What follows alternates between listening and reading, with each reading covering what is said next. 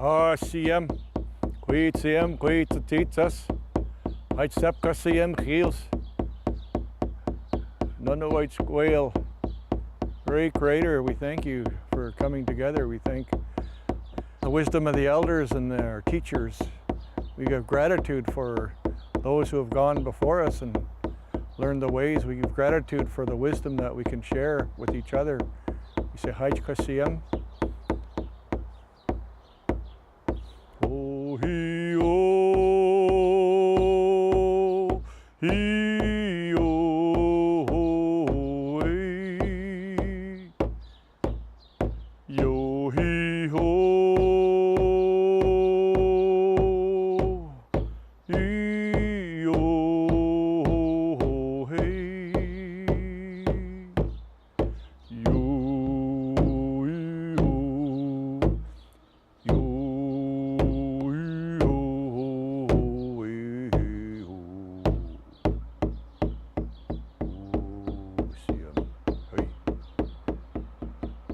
Oh my goodness, we're so excited.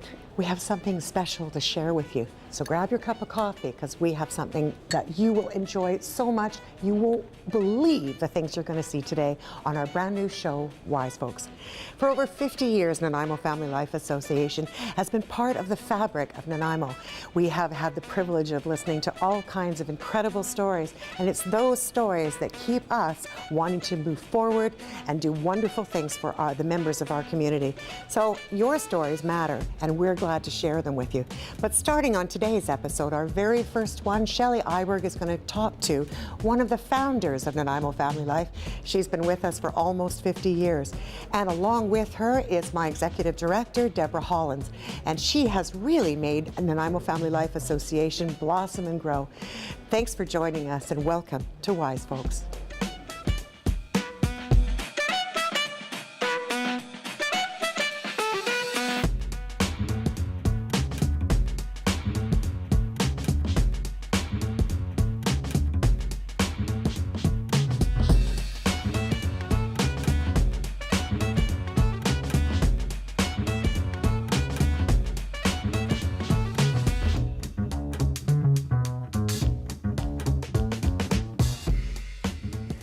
Hi, I'm so excited to be here today. My name's Shelley Iberg, and this is our first segment of Wise Folks.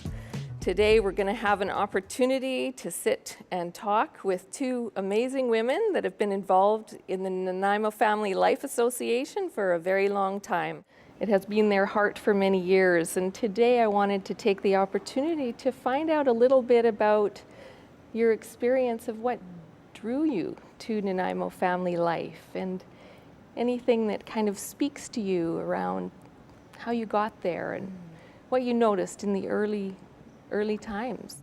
I see I'm not just wise, I'm quite old, so I've been around here for a long time. And I guess I first heard about family life when we moved here. My husband and I moved here from Montreal in 1970, and we had a friend coming out to stay with us who said he had gone to apply for a job at Family Life. He was long-haired, playing the guitar, quite a kind of, very much a 60s person. And so he told us all about it. The thing is that Nanaimo Family Life was formed a few years earlier in 1967 because of the pressures of the 60s. You know, suddenly families were finding that everything had changed, the sexual revolution, LSD, other drugs, and people questioning the human potential movement, all of that stuff. And the clergy found that it was really hard to keep up with what was going on with all the changes. So they formed a group to have some counseling happen. And they opened purely voluntarily, and I think really I'd say that volunteerism is still the heart of family life. The board, hundreds of volunteers, people staying involved because of that sense of connection, neighbor helping neighbors. I was working at the hospital at the time, and the psychologist who was working there said, "You should go for this job." I was working part-time, and it was very much a part-time job, very small budget. What drew me to it, to answer your question, is just the passion that everybody had, which I think is still the case, that people really believed that they could make a difference. And they believed that they could make a difference at the neighborhood level of just people getting involved and helping and connecting with each other. And I was the first executive director. Marion Woodson had been a very part-time coordinator before, but they had started having a lot of groups and human counseling sessions and personal growth, marriage enrichment, marriage preparation, and then I just found it very exciting, and we did all kinds of new things, and there was really nothing we couldn't do. Yeah. I think that spirit continues, that if a good idea happens, you can take it from there. So you stepped right into that energy and just kept moving it forward. That's wonderful, Carol. What about yourself, Deborah? Well, I started at Nanaimo Family Life 5 years ago. And I moved from Calgary, Alberta to the island and worked at a couple of different places until I found my way to NFLA. What really drew me to the agency is there's a couple of things. I love the diversity of work that we do there. So we service people from youth till elderly. And so we have youth programs, we have programs for men specifically, we have programs for women, we have our senior programming. And so for me, somebody who likes to be quite creative in the work that I do, I'm able to I do something different every day. The other thing that really drew me is that NFLA has always been rooted in social justice, which is a real passion for me. And so for 50 years now, NFLA has been on the cutting edge of many social justice issues in Nanaimo, working with women fleeing violent relationships, working with homeless individuals, really kind of spearheaded many of those social grassroots movements in our town years ago. And so I love being a part of that history because that's a passion of mine. And we continue to do that work. We're continuing to do that. So in some ways, the same experience that Carol had walked into, very similar to yourself, you're walking into this energy and it's just really fitting with who you are and your values, what you stand for. Yes. Wow. Yes, and I think that that's what the agency allows for people to do is sort of find a place within it that matches their own passions and desires and what they want to bring. So as Carol mentioned, we have so many volunteers in this agency that they come from all different walks of life. So lots of diversity, lots of potential. You can really unlock that there in our agency. It's reminding me of the symbol that you're wearing, Carol, the tree. Can you tell me a little bit about that? Well, this I just happened to wear tonight, not thinking that it connects, of course, the Tree of Life with the sign, the logo for Family Life, and with this pin, which also connects with, I did put that on purposely for the show. It says, once a lifer, always a lifer. Right. And it has the Tree of Life on it.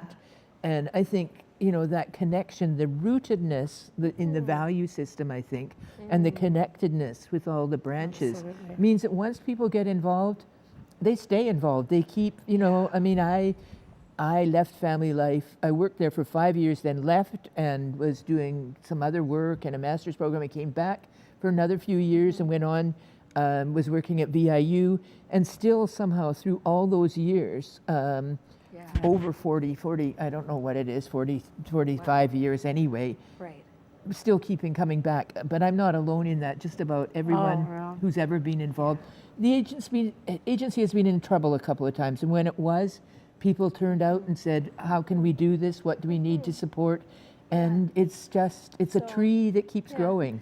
I'm getting a sense of the roots are there, the foundation is there. The creators of the agency really knew what they were doing. They really cared. Did you ever think you would be involved with something so giving throughout your life? Well, I think yes, and I think Deborah too, probably, because I really think that the people who are involved in Family Life tend to be people who want to give. And I think that's probably what connects us. And I think when people come to the agency, somehow that spirit also really attracts them. Yeah. And you're nodding your head. Yeah. So, I think when you come to this work, whether you come through social work or child development or psychology, I think you have that natural need to want to give back.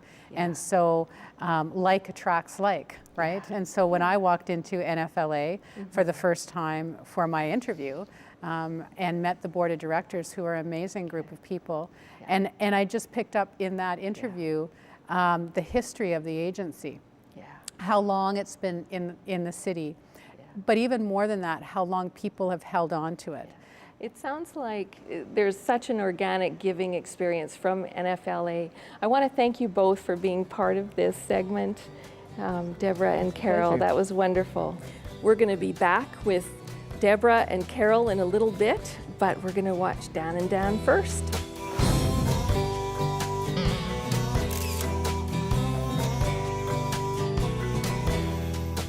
Now, I have a question for you. When you think of the words wise folks, What do you think a wise folk is? Oh, wow. what does wise folks mean to you?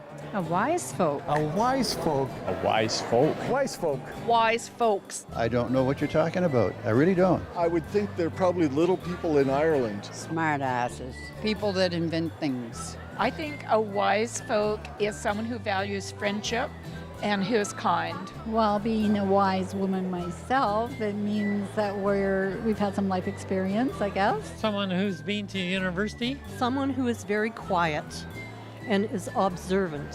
People who sense how others are feeling. It's one of the wonderful parts of growing older. Someone that has stories to tell, history. Usually tends to be more senior person comes to mind. They've experienced a lot of different things that we young people have not. I'm not saying I'm young, but I'm saying the young. We're young. We're Okay. young.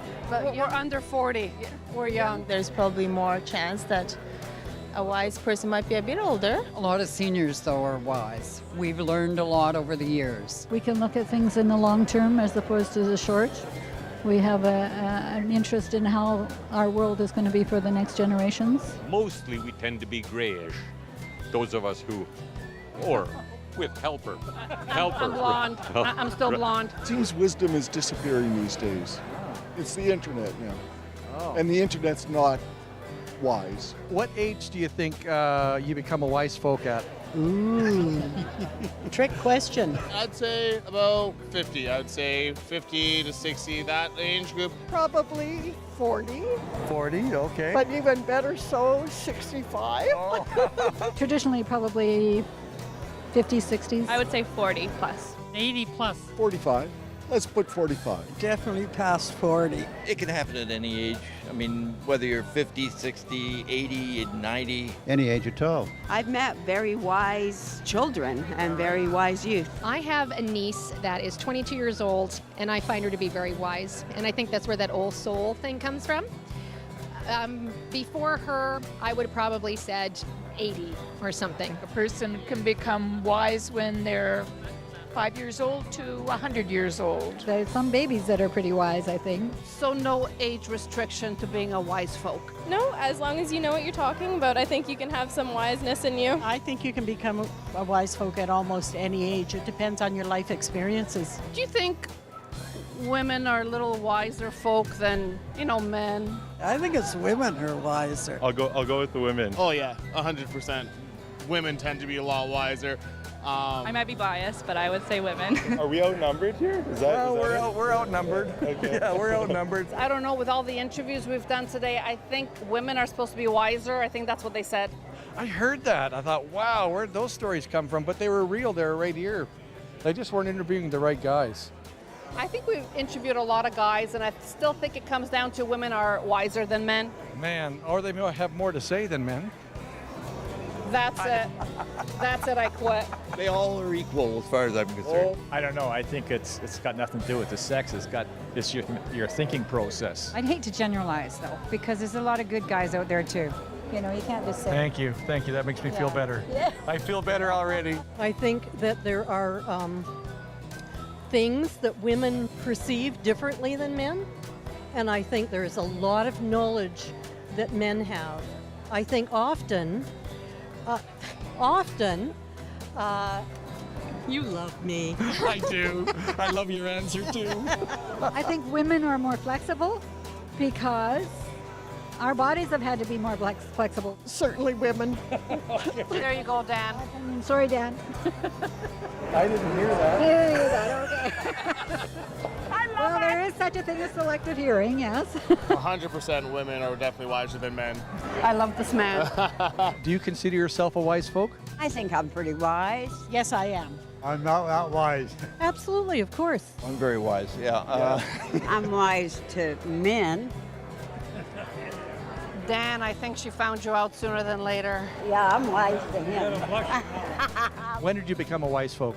No, I can't say that because it was later on. Well, that's okay. In my early 40s. After 40, it seems things changed and I learned and I thought, okay, I'm going to stand on my own 2 feet and I do need his help, but not all the time. When did this happen? When do you think you become a wise folk? Probably when I was about 6 months, conceived at 6 months, I think. Oh, I think I got pretty wise after I had kids. Once your children become grown and you start having grandchildren, then you get a lot wiser. Is your husband a wise folk? No, he's not wise. He's not wise at all? No. You don't have to be old to be smart. I love it. I'm a young guy. I'm only 67, Oh, so there you go. I got a long way to go. High five, baby. You look beautiful. He looks beautiful. Well, thank you very much. That's a perfect little cut. I love that. See, that doesn't hurt at all. I think this is one beautiful wise folk. That was hilarious. I'm so glad we got a chance to watch Dan and Dan. I don't know what they're going to do next, but they're always up to something.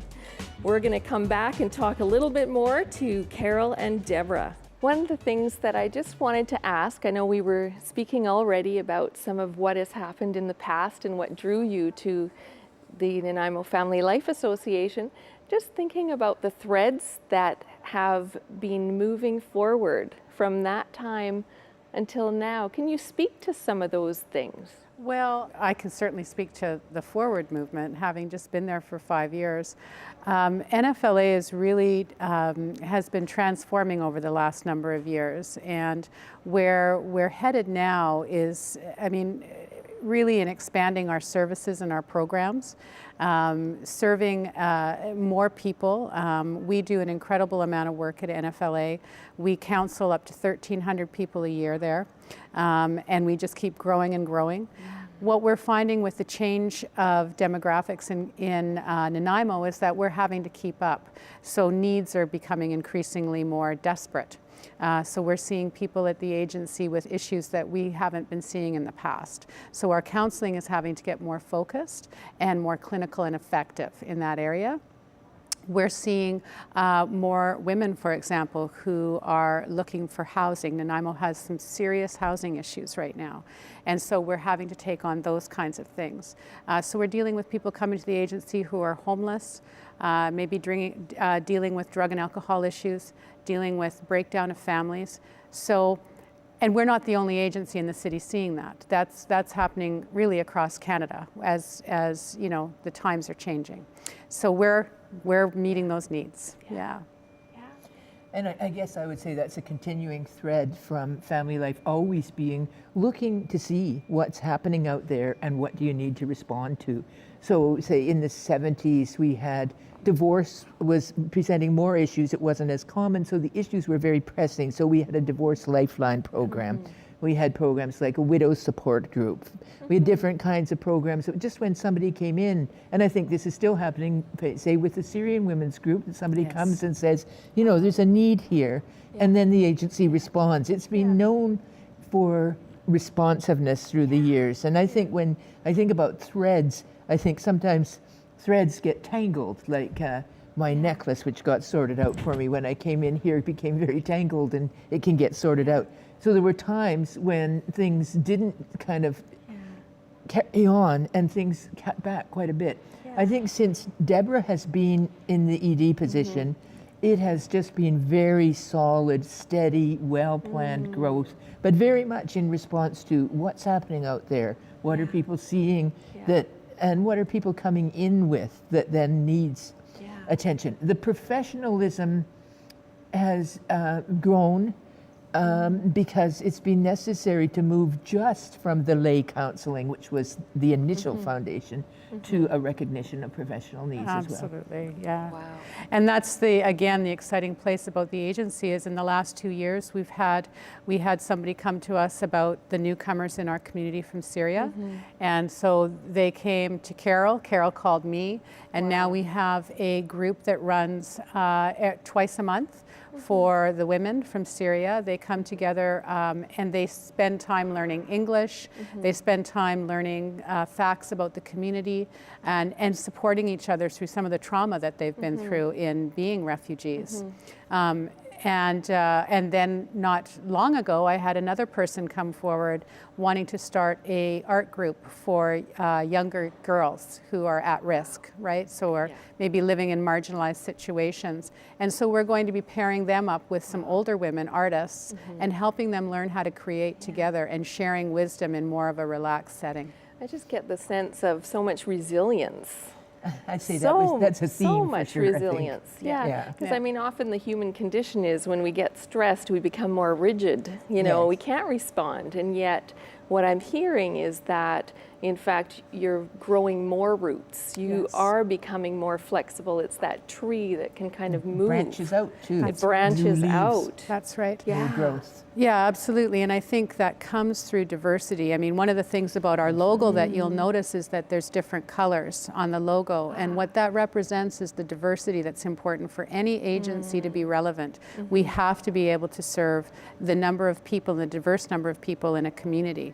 So at NFLA, we're doing everything from, we have a group for men who have a history of abuse and violence in their relationships, and we spend intensive time working with those men.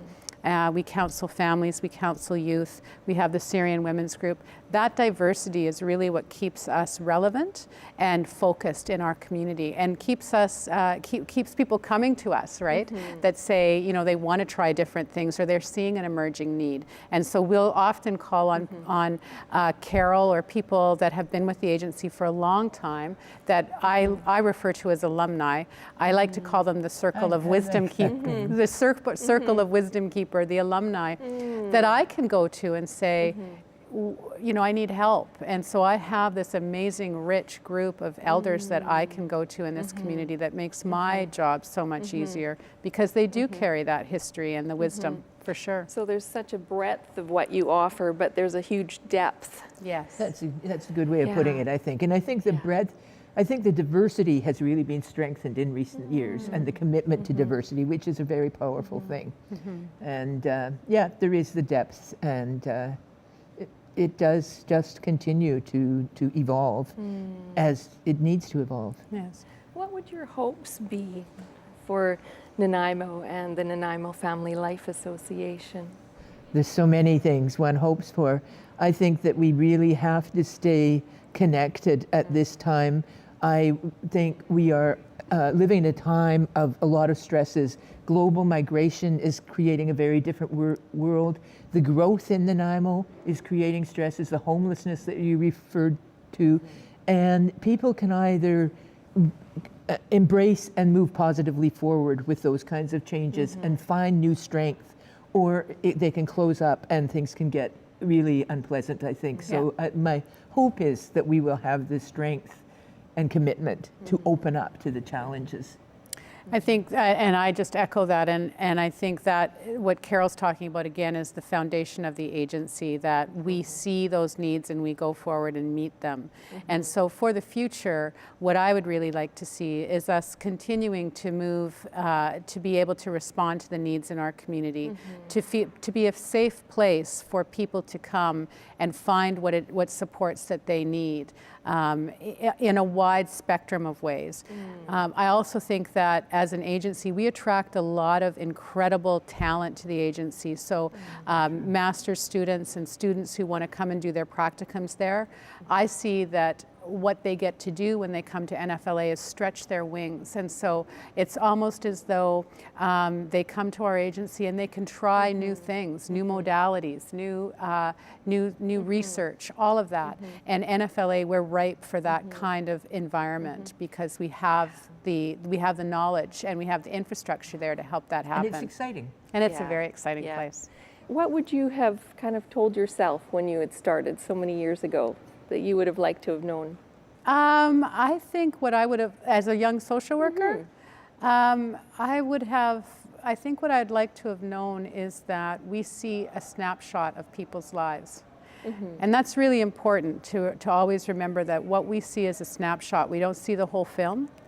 And that's what keeps me able to do this work, is that when things are looking like they're not going anywhere, I never know what the outcome of that person's life's going to be. So just keep that in mind. So one word for me would be trust. Trust. But another, I mean, I think of words every year that I choose 1 or 2 words for the year. And grit is one that I choose recently because we got tough times ahead, and compassion. So I'm just wondering, as we close, what do you both consider to be wise? For me, I think wisdom is knowing that you just never know it all, and that you have to continue walking your life with that innocence and curiosity, always open to learning. That's wisdom for me. I think I'm probably saying the same thing. I was thinking a reasonable degree of self-doubt is really important in being wise. And along with that, just being really open and open to new experiences, new ideas, new learning. Wow. Well, it's been so great to be able to speak with you about the diversity, the depth and the breadth, what Nanaimo Family Life has to offer. And it's been great to hear your hearts and how much you live, your truth just in your being, and it's just wonderful to experience that with you. So thank you very much. Well, wisdom comes from all kinds of places, and certainly the circle of wisdom is one of the things we never really dream that we're going to be surrounded by until one day we look up and there people are. The Nanaimo Family Life 50 years ago, grassroots organization planted a seed, and that seed turned into a legacy that Nanaimo is proud of and that all of us through the organization are proud to belong to. Once a lifer, always a lifer. But Wise Folks is about sharing the wisdom. And so what we'd like you to do is remember this very simple life lesson, that whatever you plant grows. And we want you to grow your story. Thanks for watching. We'll see you next time on Wise Folks. I walked with the world for many a mile. Life was fun for a little while. As I got older, how could I smile? How could I be happy for long? I met a wise folk the other day, told me to live in a happy way. Now I'm walking in the good old way, and I'm greeting life with a song.